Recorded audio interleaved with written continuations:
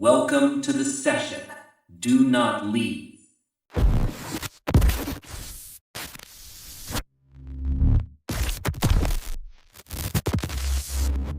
Los Santos, the city that never sleeps. A metropolis that runs on blood, shark cards, and an endless cycle of violence. We're used to seeing it loud, the roar of orbital cannons, the screech of flying bikes, the chaos of the lobby. This is the normal state of GTA Online. It is the hell we voluntarily choose every evening just to earn a few million virtual dollars. But what if I told you that the noise is a disguise? That the chaos is the only thing holding the game's reality together? There is a legend about the silent sessions, servers where neither griefers nor cheaters go. These are places for those who have stared into the abyss of the grind for too long, for those who turned the game into a job. Today, we tell the story of a player known as Lost Signal, a story about what happens when the city goes empty, and about who really lives at the top of Mount Chiliad. This is concept number 9, the ritual of the 31st slot. Act 1, loneliness in the network. It started like any other Thursday, special cargo bonus week. Our protagonist logged into a public session. The first thing he did was check the player list, a habit for anyone looking to sell product. He pressed Z, the list expanded. 30 people, a full lobby. Usually, this is a death sentence for a seller. In a crowd like this, there's always someone on an oppressor MK2 looking for an easy kill. But Lost Signal noticed something strange. The chat was silent. No one was trash-talking, no 10LZZZ messages, no spam from bots selling modded accounts, just absolute sterile cleanliness. He decided to risk it. He launched the sell mission. The truck pulled out of the warehouse. The player tensed up, waiting for the lock-on sound of homing missiles. He glanced at the radar. Visual, close-up of the minimap. And that's when his blood ran cold. The radar was empty. No white dots, no red psycho icons, no CEO organizations, just the map of the city. He opened the player list again. 30 names. They were there, but the names, Watcher 01, Watcher 02, Obsidian I, 0x88 Null, Guest 666V2, and so on. Every name was a variation of observation, the void, or binary code. Everyone was the same rank, 1000. Everyone had the same status, as passive. Everyone had the same crew emblem, a black circle on a black background. It didn't feel like a lag switch or a solo public session. The game insisted they were there, but the city was dead. NPC traffic thinned out, pedestrians vanished from the sidewalks. Just our player, his slow post-op van, and 30 invisible spectators. It felt like walking into a pitch-black room full of people who are standing silently, holding their breath, watching you. The player typed into the chat, "Hello? Anyone here?" The message appeared in the log and then immediately vanished, as if someone deleted it. Then a single message appeared from the user named System. "Deliver the cargo. We are watching." Act 2. Christine in Los Santos. With each mile, the anxiety grew. Weather in GTA changes dynamically, but this storm felt unnatural. The rain was too heavy. The droplets on the screen looked like static interference. The player checked the rearview mirror. In the distance, through the veil of the downpour, 2 dim points of light appeared. Headlights. At first, he thought it was an NPC or the police, but the car didn't use a siren. It didn't try to overtake. It was a D-Class Tornado, an old, rusted classic. The model players called the Phantom Car, a ghost from the Halloween event. But the event was long over. The car was dark maroon, the color of dried blood.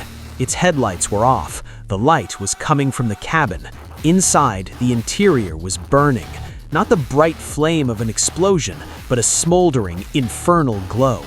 Lost Signal tried to speed up. The tornado sped up. He slammed on the brakes. The tornado stopped instantly, without crashing. It was a game of cat and mouse. And then the worst part began. The radio. The player had turned it off in the city to listen for missiles, but now it turned itself on. Station, Los Santos Rock Radio. But there was no music. Instead of Kenny Logan, a nightmarish audio collage poured from the speakers, lines from the story campaign, but distorted, slowed, filtered. Michael's scream from the North Yankton prologue, "You forget 1,000 things every day, pal." The phrase repeated, looped, pitched down until it became a demonic growl. Then Trevor's laugh, dry, hysterical, shifting into sobbing. And through the noise, Lester's voice, transaction, transaction, soul, transaction. The player tried to change the station. The radio wheel appeared, but all stations were grayed out, except one. It was named The Signal, and it played the sound of a heartbeat. Thump, thump, thump, syncing perfectly with the windshield wipers. Suddenly, the truck died, right in the middle of the highway at the foot of Mount Chiliad. The engine cut out. The tornado behind him stopped too.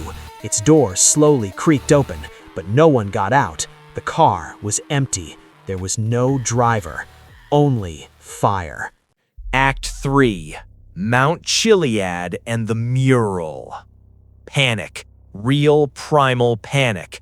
The player mashed the F key to bail out. The character yanked the handle, threw his shoulder against the glass. You cannot exit the vehicle while the ritual is active. A notification popped up above the map. Not during a mission, but while the ritual is active. The truck's engine roared back to life on its own.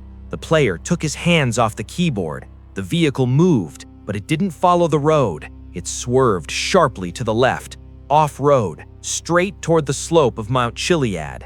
A heavy mail truck that struggles with small hills began to climb the sheer cliff face with unnatural ease. The game's physics were broken. Tires didn't spin. Gravity didn't apply. The machine crawled up the mountain like a spider. The radio went silent. Now only the wind was audible. That famous howling wind at the peak of Chiliad that myth hunters have listened to for years. But in this howl, there were voices, the whispers of thousands of players who were banned, abandoned, forgotten. The summit, the cable car station. The truck pulled up to the observation deck and stopped. The doors unlocked. The character got out on his own. No input required. He pulled out a flare, lit it. Red light bathed the platform. The player saw them. 30 figures, the players from the list. They stood in a circle, a perfect circle around the wooden platform of the observation deck. There were different avatars, military tryhards in tactical gear, clowns, aliens in green suits, noobs in standard clothes, but they all stood in the AFK pose, shoulders slumped, arms down. Their faces were turned toward the center of the circle, toward the famous mural on the station wall. But the mural had changed. It was no longer a chalk drawing on concrete. The concrete had swollen. The lines of the drawing were pulsating. They looked like veins, red, engorged veins pushing through the texture of the stone. And in the center, where the jetpack drawing should be, it was protruding. It was a jetpack, but not made of metal. It was an organ, a living, breathing tumor shaped like a thruster pack, fused to the mountain. From its nozzles, it wasn't fire that escaped, but thick black steam. And that steam smelled. Even through the monitor, it felt like it smelled of rot. The players in the circle suddenly raised their hands in unison. 30 messages appeared in the chat simultaneously. They all said the same thing. The carrier has arrived. Act 4, the 31st slot. The controller vibrated so hard it almost jumped out of his hands. Lost Signal's character walked slowly into the center of the circle, toward the mural, toward the pulsating flesh of the jetpack. Behind him, the sound of an engine revved. The phantom tornado. The car was here too. It had climbed the mountain behind him. It slowly nudged him with the bumper, forcing him forward. When he entered the center of the circle, all 30 watchers drew their weapons. Not miniguns, not RPGs. They pulled out old, rusted, antique cavalry daggers. They didn't attack, they simply pointed the blades at him. The screen began to glitch. The mountain textures flickered, revealing the blue hell void underneath. In the center of the screen, a symbol familiar to every player appeared. The orange spinning circle. The text in the bottom right corner. Transaction pending. Usually, this means the game is saving your money, but now the circle didn't disappear. It spun, hypnotically, and then the voice chat turned on. In GTA Online, voice chat is a cesspool. Music, screaming kids, slurs.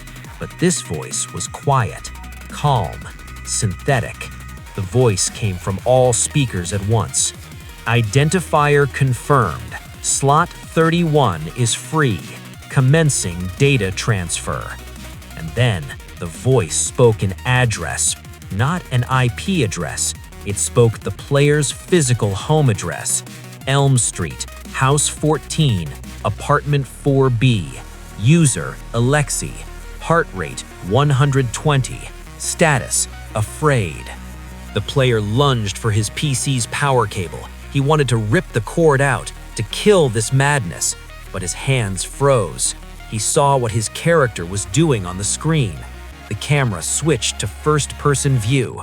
Gloved hands reached for the edges of the screen, for the eyes, as if the character was trying to take off a VR headset, but he grabbed his skin. The sound was wet, squishing. He pulled. The texture of the face began to separate from the skull. Beneath it were no polygons of muscle. Beneath it was static, white noise, code. His face was a mask, and he was taking it off to wear his real face, the face of a watcher. The screen went black. The text, transaction pending, changed to transaction complete. In the silence, the sound of a text message notification rang out on a real-life phone. The player slowly looked down at his smartphone lying on the desk. A text from an unknown number. The message was simple. Welcome to the session. Do not leave. The computer didn't turn off. The game didn't crash. Los Santos appeared on the screen again, but now the camera was hovering high in the sky. The player saw the map. He saw 31 dots, and one of them was marked with his gamer tag. He couldn't move. He couldn't exit. He could only watch. Conclusion. They say Lost Signal never logged online again. His account is active 24/7, but he never moves. He stands at the peak of Chiliad. If you ever find yourself in a full session where absolute silence reigns, do not check the player list. Do not get in a car. Just pull the plug. Because in GTA Online, there are 32 slots for players, and the last slot always is hungry.